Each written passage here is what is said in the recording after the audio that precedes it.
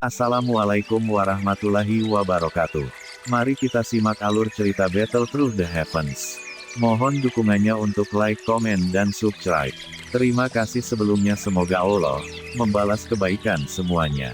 Dan semoga hari ini semuanya diberikan kesehatan dan kesuksesan. Monggo disimak.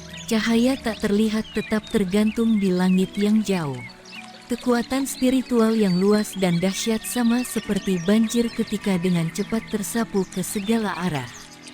Pada saat ini, selain beberapa hewan sihir tingkat tinggi yang sangat kuat yang tetap berada di pegunungan, para hewan ajaib lainnya merasakan tekanan rohani yang sangat kuat. Tubuh mereka tanpa sadar bergetar di bawah tekanan spiritual yang intens ini. Xiaoyan ini benar-benar kuat. Dia benar-benar telah menembus ke tingkat ke-8. Betapa sulit dipercaya. Xiongzan melihat cahaya tak terlihat di langit. Kekuatan spiritual yang besar dan kuat di sana menyebabkan dia merasa sedikit takut. Kekuatannya yang besar menampakkan dirinya melalui tubuh fisiknya. Namun, jika seseorang membandingkan jiwa mereka, itu mungkin bahwa dua Xiongzan tidak akan bisa menyamai satu Xiaoyan. Kekuatan spiritual seperti sungai terus menyebar selama beberapa menit sebelum secara bertahap menghilang. Pada saat yang sama, cahaya tak terlihat itu perlahan muncul di depan mata Xiongzan. Cahaya tersebar dan sosok manusia samar-samar muncul. Dengan sekilas, itu mengejutkan Xiaoyan. Namun, tubuh Xiaoyan saat ini tampaknya sangat ilusi. Ini, jiwa. Xiongzan menatap ilusi Xiaoyan di langit.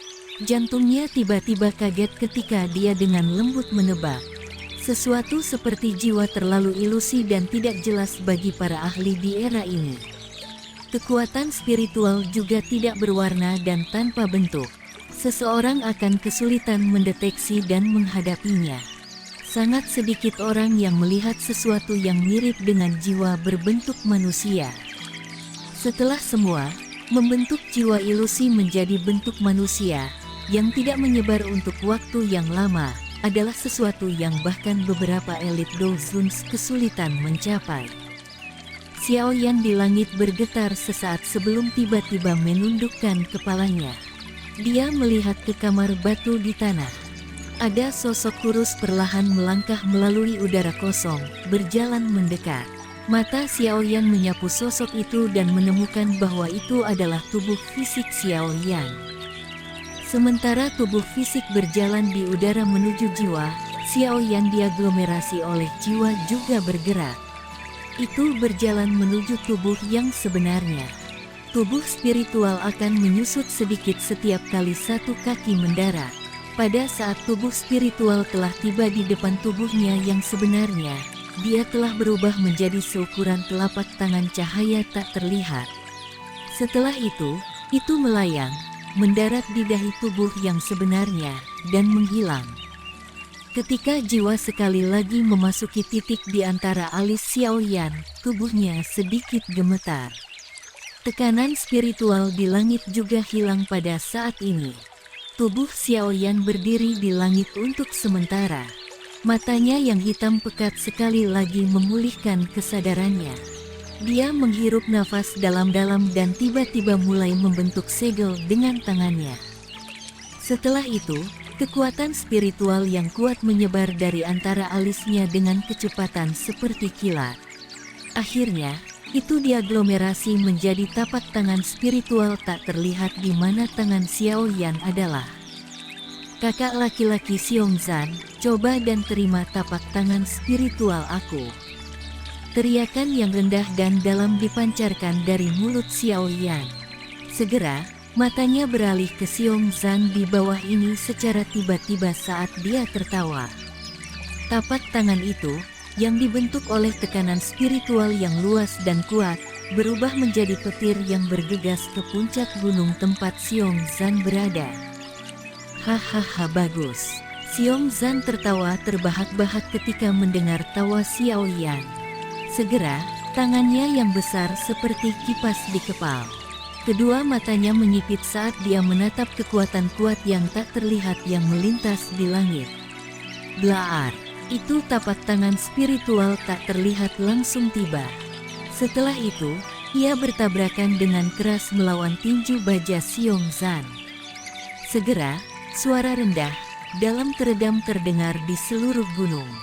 Keduanya bertabrakan, tetapi riak energi yang diharapkan tidak muncul. Saat Zhongzhan melemparkan tinjunya ke depan, ekspresinya segera berubah. Kekuatan tapak tangan spiritual tidak terlalu kuat. Namun, ketika keduanya bertabrakan, dia bisa merasakan rasa sakit yang samar dan pusing tiba-tiba keluar dari dalam kepalanya. Kakinya mundur 2 langkah sebelum menstabilkan tubuhnya. Apakah ini serangan spiritual?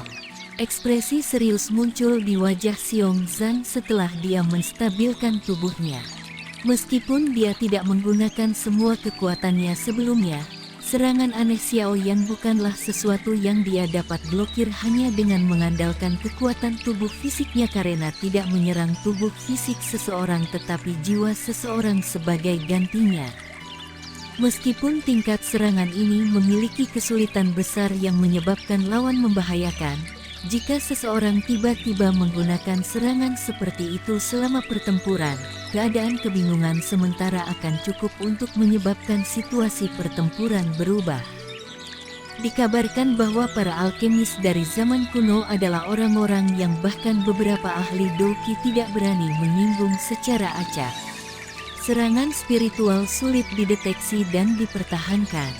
Namun, para alkemis saat ini tampaknya telah kehilangan metode pelatihan semacam ini. Oleh karena itu, sebagian besar dari mereka harus mengandalkan kekuatan Doqi mereka ketika bertempur dengan orang lain. Xiongzhan mengungkapkan ekspresi pemikiran yang mendalam. Dia adalah binatang ajaib, jadi dia sudah hidup cukup lama. Ketika alam pil masih di puncaknya saat itu, dia cukup beruntung untuk mengikuti guru alkemis terkenal.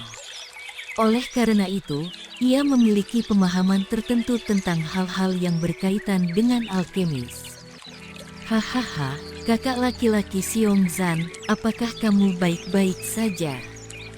Xiaoyan di langit perlahan turun sementara Xiongzhan tenggelam dalam pikirannya. Akhirnya, dia tersenyum pada Xiongzhan dan bertanya. Xiongzhan juga mengguncang pikiran di dalam hatinya setelah mendengar suara Xiaoyan. Dia mengangkat kepalanya dan melihat Xiaoyan, hanya untuk merasa sedikit terkejut. Dia tidak tahu apakah itu ilusi, tapi dia merasakan Xiaoyan telah mendapatkan sikap tambahan yang sulit dideteksi ketika dia menatapnya. Perasaan semacam ini seolah-olah dia saat ini tidak menghadapi Xiaoyan tetapi jiwanya. Sepertinya itu harus menjadi perubahan yang terjadi setelah maju ke seorang alkemis tingkat 8. Xiongzhan tidak menyelidiki terlalu dalam tentang ini. Dia tersenyum pada Xiaoyan dan berkata, serangan saudara Xiaoyan ini sangat kuat.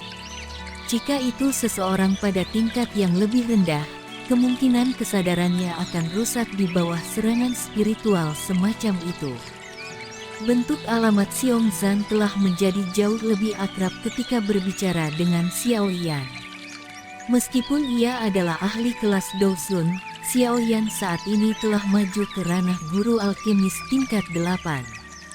Pasti ada hal-hal yang perlu dia minta dari pihak lain di masa depan.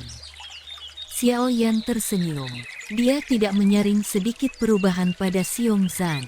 Dia tanpa sadar menghela nafas secara emosional di dalam hatinya. Dunia yang kuat memang merupakan salah satu kekuatan yang dihormati. Kata-kata ini sangat cocok ketika digunakan oleh Xiongzhan dengan karakter kejujurannya. Akhirnya kamu keluar.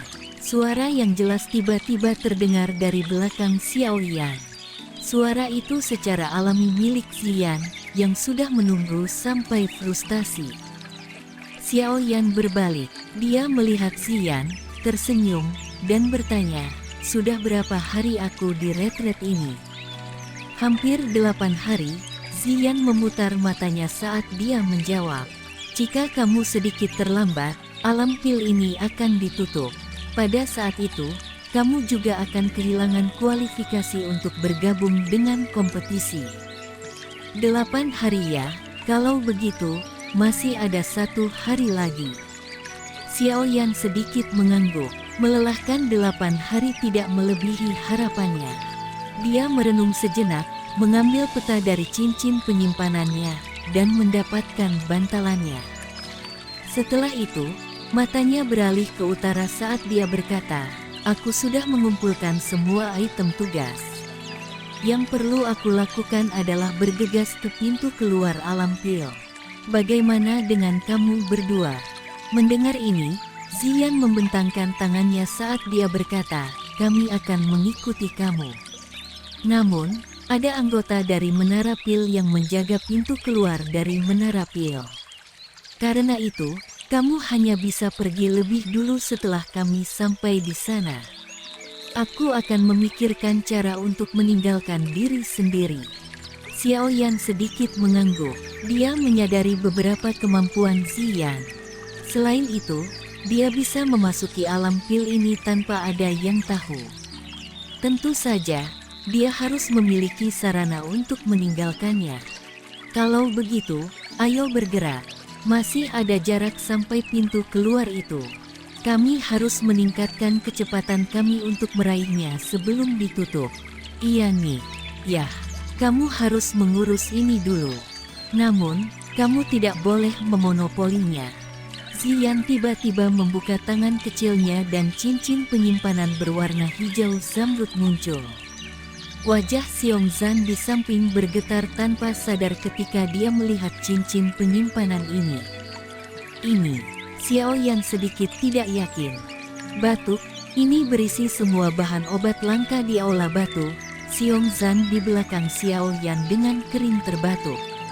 Nadanya sedikit kering ketika dia berbicara.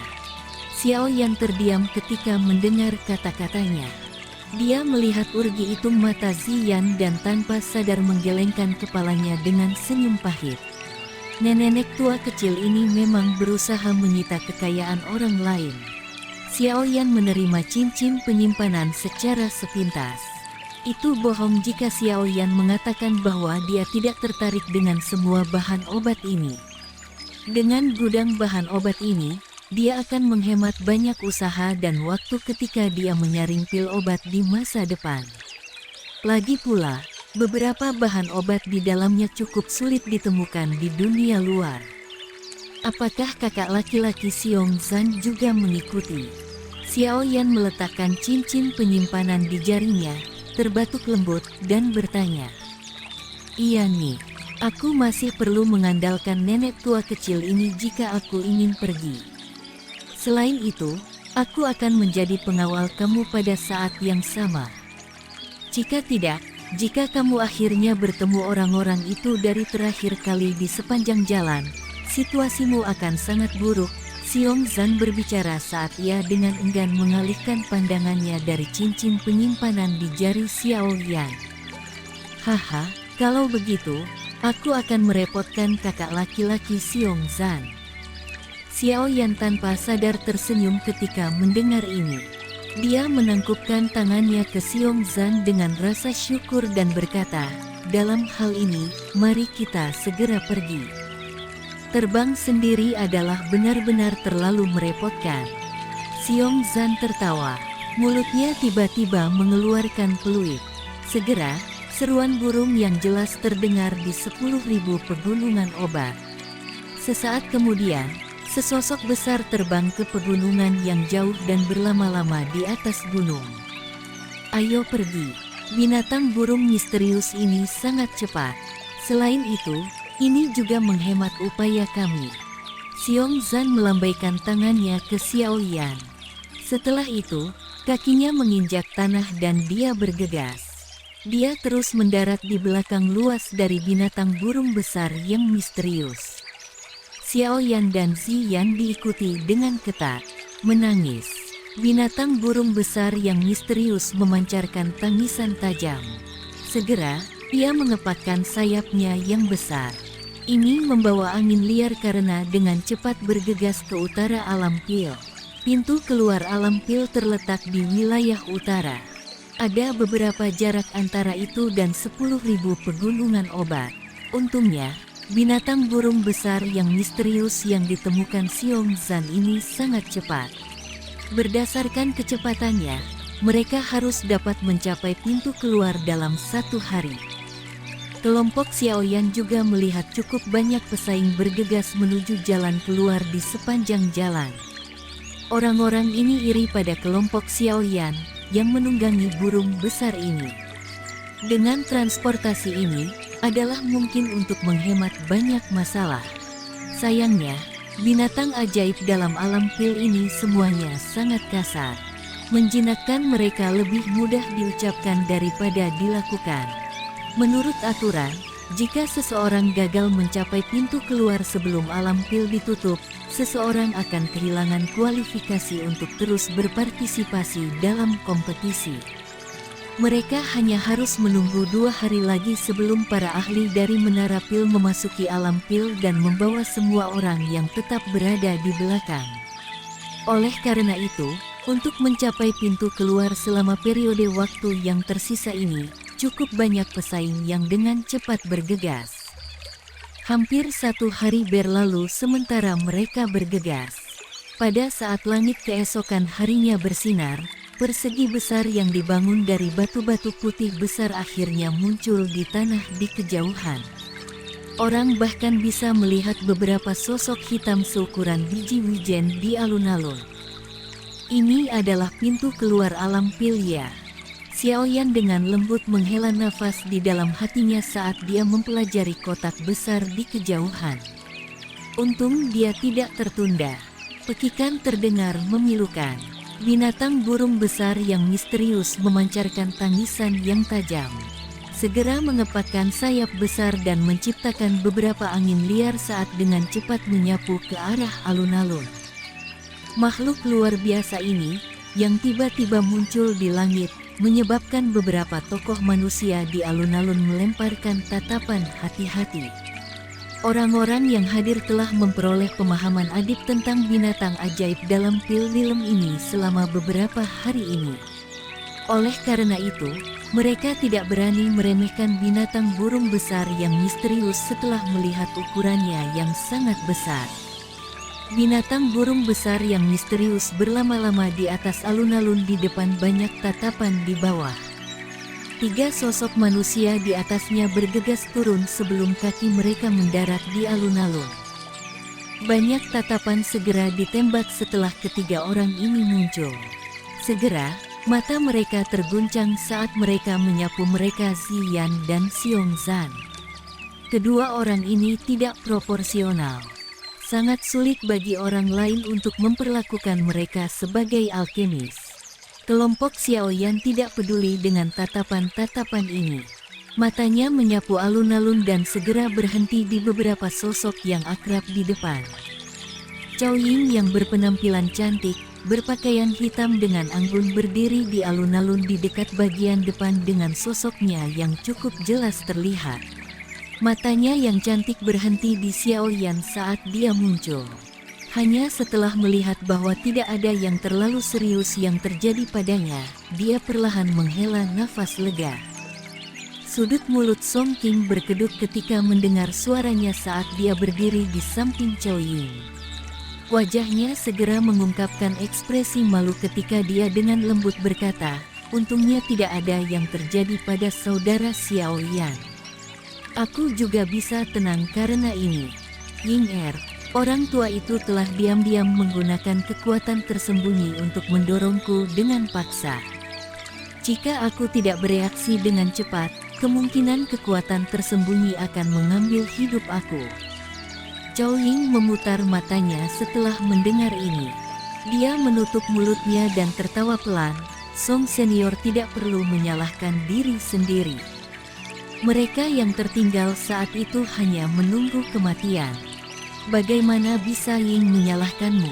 Wajah Cao Ying penuh dengan senyum ketika dia mengucapkan kata-kata ini. Namun, es yang samar dan kekejian melintas jauh di dalam matanya yang cantik. Terlepas dari seberapa kuat dia biasanya bertindak, dia masih seorang wanita yang lemah ketika menghadapi kehidupan yang kritis dan momen kematian. Semua tindakan kecil dari orang-orang di sekitarnya akan meninggalkan kesan yang mendalam di dalam hatinya. Jelas, Song Qing telah masuk daftar hitam dalam hatinya. Song Qing tidak dapat melihat emosi yang tersembunyi di dalam mata Chow Ying. Oleh karena itu, dia menghela nafas lega. Xiao Yan di kejauhan menyapu matanya di tubuh Chow Ying yang indah, yang menciptakan pesona tak berujung saat dia mengerutkan kening. Wajahnya yang mempesona mengungkapkan senyum yang hangat dan langka ketika dia melihat ke atas. Xiao Yan tercengang dengan senyum hangat Chow Ying. Meskipun penyihir ini biasanya tersenyum sepanjang waktu, senyumnya yang biasa mengandung sikap dingin yang menyendiri. Sepertinya Song Qing tidak pernah mengalami sesuatu seperti senyuman ini. Xiao Yan kembali tersenyum. Setelah semua itu dia tidak membentuk dendam dengan Chow Ying dan wanita ini juga memiliki masa depan yang luar biasa. Dia bahkan mungkin menjadi orang yang kuat di dalam menara pil di masa depan. Menjalin hubungan baik dengannya adalah hal yang baik. Setelah saling pandang dengan Chow Ying untuk sesaat, Xiao Yan dengan cepat mengalihkan pandangannya. Selanjutnya, mereka berhenti di posisi lain. Matanya tiba-tiba menjadi dingin. Tetua Mugu, seorang pria berpakaian hitam duduk dengan cara bersila di tempat di mana mata Xiao Yan mendarat. Anehnya, itu Tetua Mugu yang mengejar Xiao Yan tetapi akhirnya dipaksa mundur oleh Xiong Zan. Tetua Mugu merasakannya saat Xiao Yan muncul. Matanya menyapu dan berhenti di Xiong Zan yang tampak kuat di samping Xiao Yan. Alisnya merajut saat mendengus dingin yang keluar dari lubang hidungnya. Teman yang beruntung. Mata Xiao Yan gelap dan padat saat dia menatap Tetua Mugu. Sesaat kemudian, dia perlahan menarik mereka.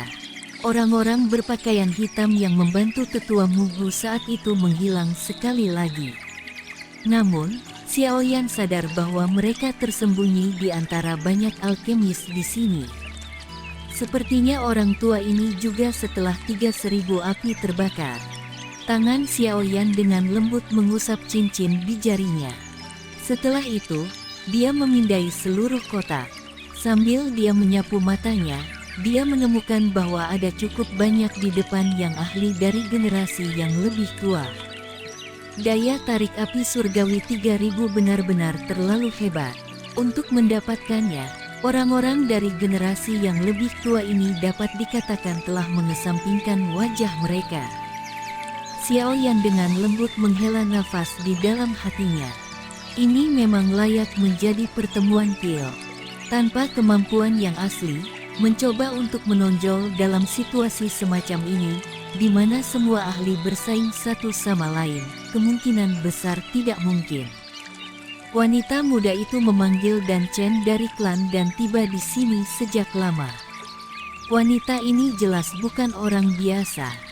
Mata Xiao Yan yang bergeser tiba-tiba berhenti di tempat tertentu di depan. Dan Chen, yang pernah dia temui beberapa kali sebelumnya, berada di tempat itu. Matanya tertutup saat dia sembuh.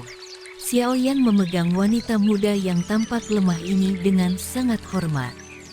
Dia tidak bisa merasakan banyak ketika dia sebelumnya bertemu dengannya.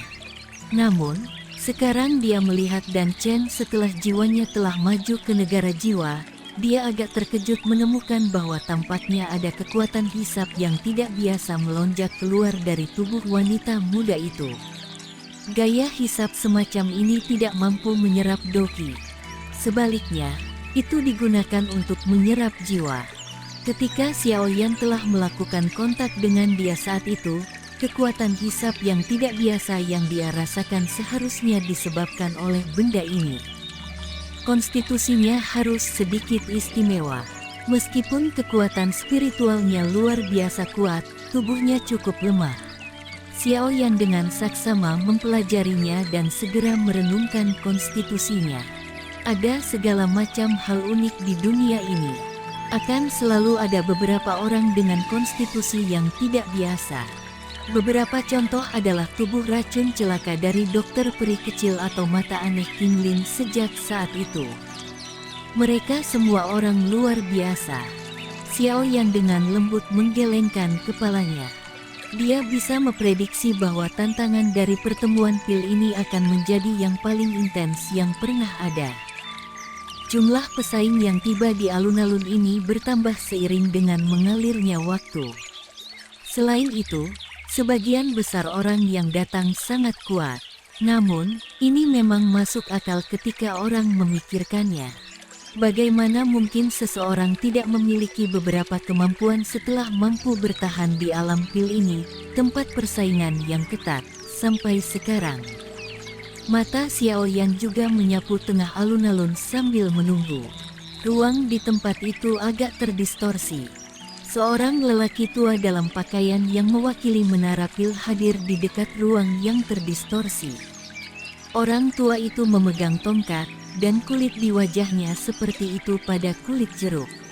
Lencana dari menara pil hadir di dadanya. Menara di atasnya berwarna ungu keemasan. Salah satu dari 8 penatua ahli pil yang hebat. Beberapa orang di alun-alun memancarkan seruan lembut ketika mereka melihat lencana unik ini. Setelah itu, mereka langsung terdiam. Orang tua dengan tongkat berjalan mengabaikan berbagai suara di alun-alun. Dia seperti biksu tua dalam meditasi dan tidak berbicara. Di beberapa titik kelopak matanya sedikit bergetar. Baru kemudian dia perlahan membuka matanya. Matanya secara acak menyapu alun-alun sebelum dia berbicara dengan suara lemah, "Waktu habis. Serahkan daftar obat dan medi Anda bahan-bahan kimia yang kamu tugaskan untuk menemukan aku yang lama. Setelah itu, kamu dapat meninggalkan tempat ini dan berpartisipasi di bagian akhir dari kompetisi pertemuan pil." Tongkat berjalan tiba-tiba memotong dengan lembut melintasi ruang terdistorsi setelah suaranya terdengar. Retak spasial gelap hitam perlahan muncul. Keributan terjadi di alun-alun setelah semua orang mendengar kata-kata lelaki tua itu dengan tongkat berjalan. Ekspresi sejumlah orang menjadi putus asa. Jelas, mereka tidak menyelesaikan tugas mereka kali ini. Segera setelah kata-kata lelaki tua itu terdengar, seorang pria parubaya yang acuh tak acuh mengambil langkah untuk melangkah maju. Setelah itu, dia menyerahkan daftar obat dan bahan obat kepada lelaki tua itu, yang memeriksa daftar sebelum sedikit mengangguk. Pada saat yang sama, pria itu masuk ke celah spasial dan dengan cepat menghilang. Dengan seseorang yang memimpin, orang-orang di belakang mulai melangkah maju satu demi satu. Mereka menyerahkan barang-barang mereka sebelum berhasil memasuki garis spasial. Tentu saja, ada beberapa di antara mereka yang belum menyelesaikan tugas yang ditugaskan. Mereka secara acak mengambil beberapa bahan obat untuk menjadikannya sebagai barang yang tepat. Namun, barang-barang mereka baru saja dikeluarkan ketika barang-barang itu dikirim terbang oleh tongkat orang tua itu. Setelah itu, mereka memanjat keluar dengan wajah pucat. Wajah mereka berwarna merah terang. Xiao Yan menoleh setelah melihat Cao Ying dan sisanya mulai memasuki celah. Dia berkata pada Ziyan, "Aku akan bergerak lebih dulu. Kami akan berkumpul setelah kami pergi." "Iya nih." Xiao Yan tersenyum ketika mendengar jawabannya. Dia merapikan jubahnya dan dengan cepat berjalan ke arah pria tua di depan banyak tatapan iri di sekelilingnya. Setelah itu, ia mengeluarkan daftar obat dan bahan obat dari cincin penyimpanannya. Orang tua itu menerima mereka dan memeriksa mereka sebelum secara acak melirik Xiao Yan dan sedikit mengangguk. "Memasukkan." Xiao Yan dengan hormat menangkupkan tangan ke pria tua itu. Setelah itu, matanya beralih ke garis spasial gelap hitam. Nafas yang tenang dan lembut dihirup dalam hatinya. Dia akhirnya selangkah lebih dekat ke 3.000 api terbakar. Sekian alur cerita Battle Through the Heavens. Tunggu next episodenya. Mohon sodako subscribe, like, dan komennya dan share-nya. Semoga kebaikannya dibalas oleh Allah. Dan semoga hari-hari sedulur semuanya diberikan kebahagiaan, kesehatan, dan kesuksesan.